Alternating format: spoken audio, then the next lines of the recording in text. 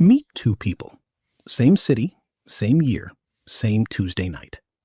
One of them makes $500,000 a year. The other makes 50.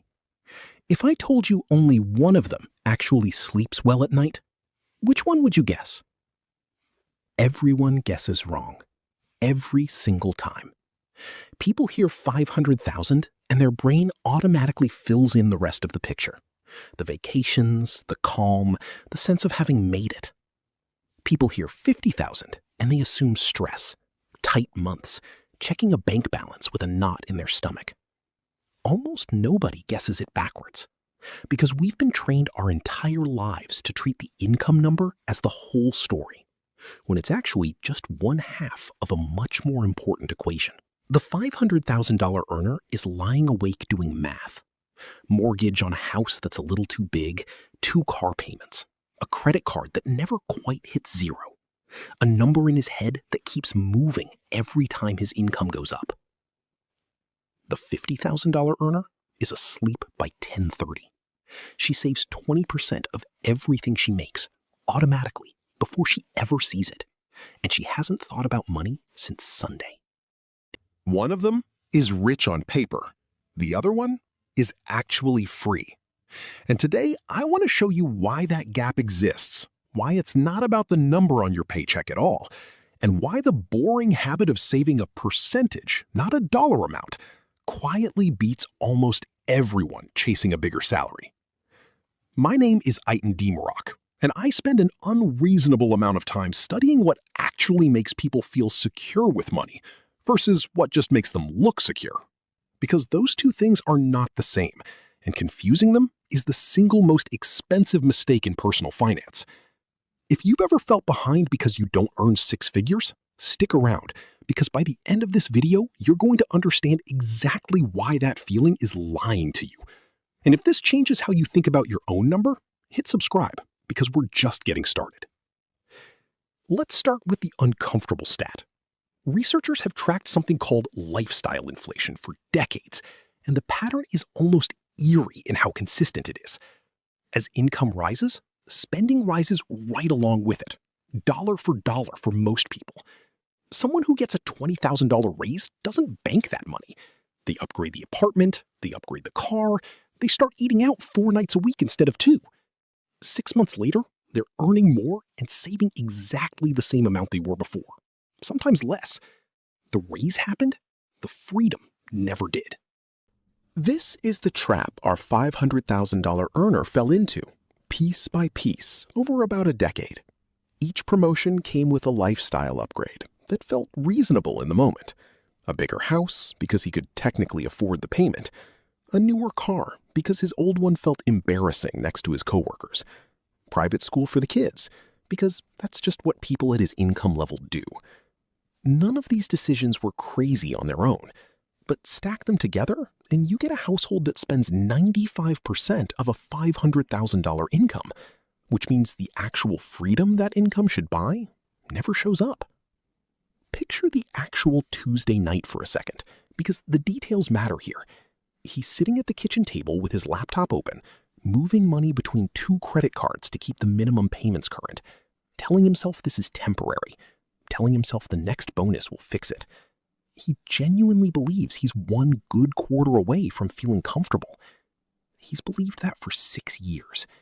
Every single raise has been spent before it landed, quietly absorbed into a mortgage payment, a car lease, a subscription he forgot he was paying for, a country club membership he joined because 2 coworkers were members, and it felt like the version of himself he was supposed to become. Meanwhile, our $50,000 saver made one decision early and mostly left it alone. When she got her first real paycheck, she set up an automatic transfer for 20%. Before rent, before groceries, before anything. She never saw that money as spendable. It went straight into a retirement account and a boring index fund. And she adjusted her entire life around what was left. When she got small raises over the years, she let herself upgrade a little, but she kept the percentage the same. 20% of a bigger number is still 20%. She never had the moment where lifestyle caught up to income because she built the habit before the income arrived. Here's the part that should make you sit up. Run the actual math, and the results are almost insulting to the person earning 10 times more. 20% of $50,000 a year is $10,000 invested annually. 5% of $500,000 is $25,000. So yes, the high earner is still saving more in raw dollars. But watch what happens to their actual freedom, measured not in dollars saved, but in months of expenses covered. The saver spending 80% of $40,000 after-tax dollars needs about $32,000 a year to live. The high earner spending 95% of a much larger after-tax number needs close to $300,000 a year just to maintain the lifestyle they've built. One of them needs a small number to feel safe. The other one needs a number so large it barely feels achievable, even on a huge income. This is what I mean when I say the number on your paycheck is almost irrelevant to how free you feel. What matters is the gap between what you make and what you've committed to spending every single month. A wide gap, even on a modest income, gives you options. A thin gap, even on an enormous income, keeps you exactly as trapped as someone living check to check, just with nicer trim on the trap. And this is where the psychology gets interesting, because the high earner's brain is working against him in a very specific way. There's a concept researchers call the hedonic treadmill, and it explains almost perfectly what happened to him. Every time his income jumped, his sense of what counted as normal jumped right along with it. The bigger house didn't feel like an upgrade after a year. It just felt like the baseline. The nicer car became invisible. The thing that used to feel like luxury became the thing he'd feel deprived without. So the goalpost for enough kept sliding forward at exactly the same speed as his income, which means no amount of raises will ever close that gap unless he interrupts the pattern on purpose. Think of it like a treadmill that speeds up every time you get comfortable with the current pace. You never feel like you're running faster because your sense of normal speed keeps recalibrating in real time. You just feel like you're running the same easy jog you've always run, right up until you look down and realize you're sprinting to stay in the exact same place you started. That's lifestyle inflation. It doesn't feel like overspending from the inside. It feels like finally living the way someone at your level is supposed to live. Our saver never got on the treadmill in the first place because she never let her spending track her income one-to-one. And that's really the entire secret hiding inside this video. It's not that she's more disciplined as a person or that she doesn't enjoy nice things. It's that she made the savings rate automatic and untouchable before her lifestyle had a chance to expand and claim it. The money left her account before she ever had the choice to spend it, which means willpower was never actually required after that first decision. Let's talk about what this compounds into, because the long-term numbers are where this whole comparison gets almost unfair. If our saver keeps investing $10,000 a year and earns something close to the market's long-run average, in about 25 years, she's sitting on close to $700,000, built entirely on a $50,000 salary that probably grew modestly over that time. Push that out to 35 years, which is a completely normal working career, and that number climbs past $1.5 million, without her ever needing a dramatic raise or a lucky break. The habit did almost all of the work. She just had to stay out of its way for 3 decades. Meanwhile, if the high earner never breaks the lifestyle inflation cycle, his net worth can stay flat for years, even while his income climbs into the 6 figures and beyond, because almost everything coming in is already spoken for the moment it arrives. He might be earning 10 times what she earns and still cross the finish line with less, because 100% of nothing saved is still nothing, no matter how many zeros were on the paycheck that produced it. This is why you'll meet teachers and mechanics with 7-figure retirement accounts, and doctors and executives with almost nothing saved, despite decades of a huge paycheck. It was never about the income. It was about the percentage that got automated away before anyone had the chance to feel like they were sacrificing anything. But the money itself is honestly the smaller part of this story. The bigger difference is something people rarely put into words, and it's what I'd call walk-away money. Our saver, even at $50,000 a year, has enough of a gap between her income and her spending that a bad year at work doesn't terrify her. If her job disappeared tomorrow, she has months of breathing room and a habit that will rebuild itself the moment a new paycheck starts. She can push back on a boss who's out of line. She can say no to a project that would eat her weekends. She's not reckless about it, but the fear that drives most people's worst financial and career decisions simply isn't running the show for her. The high earner doesn't have that.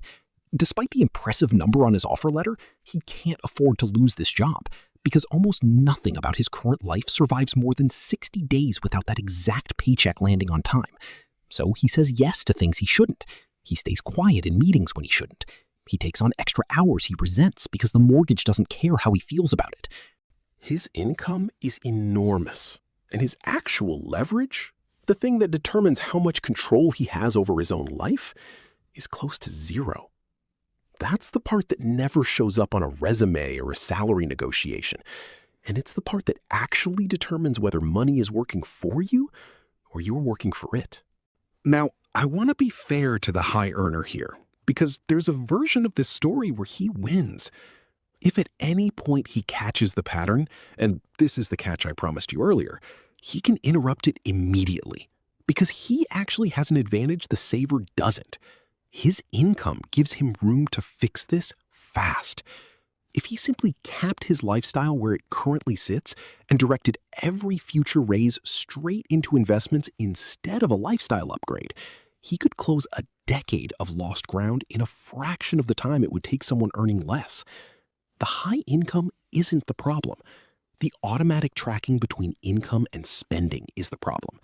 Fix that one wire, and the income becomes an enormous advantage instead of an expensive trap. There's actually a well-documented relationship between your savings rate and how many years you have to work at all. And it's worth sitting with because it's more dramatic than most people expect. Someone saving 10% of their income is generally looking at somewhere around 50 years of working before their investments alone can support them, assuming fairly typical market returns. Push that savings rate to 20%, and that number drops to somewhere in the low 30s. Get to a rate of 40 or 50%, which sounds extreme, but is genuinely achievable on a modest income if your fixed costs are low, and you're suddenly looking at working roughly half as many years as someone saving 10%, even if that second person earns significantly more. The relationship isn't gentle. Small increases in your savings rate buy disproportionate amounts of freedom, because you're simultaneously growing the pile of money working for you and shrinking the amount of money you'll eventually need it to replace. That's the lever almost nobody talks about when they talk about getting rich. Everyone wants to discuss how to earn more, and earning more genuinely helps. I'm not going to pretend it doesn't. But earning more only builds freedom if the extra income doesn't immediately get absorbed into a bigger version of the same paycheck-to-paycheck life. The savings rate is the variable that actually determines whether a raise makes you free or just makes you more comfortable while trapped. So here's the actual takeaway, and it's the one thing I want you to walk away with today. Stop asking yourself how much you need to earn to finally feel comfortable with money. That number will always move because your spending will always try to catch up to whatever you make. Ask yourself instead, what percentage of your income you can commit to saving automatically, starting with your very next paycheck, before you ever see the money and before your life has a chance to expand around it. 10% if that's genuinely what you can manage right now. 20 if you can stretch. The exact number matters less than the fact that it happens without you having to decide every single month. Because the $50,000 saver in this video was never actually poorer than the $500,000 earner. She just built her life around a number small enough to protect. Well, he built his around a number too large to ever feel secure holding on to. One of them is going to retire early with money that quietly outlives her. The other one is going to need a raise just to stand still for the rest of his career, unless something changes. And to be clear, nothing about this means you should feel guilty for wanting a bigger income, or that ambition is somehow the enemy here. A bigger paycheck combined with a protected savings rate is the single fastest path to real freedom that exists. And if you can get both, you absolutely should chase both. The trap was never earning more. The trap was letting the number you spend quietly rise every single time the number you earn does, without ever once asking whether it needed to. So, which one are you building right now? The small number you can protect, or the big number you can never quite catch? Tell me your current savings rate in the comments. I actually read every one of them.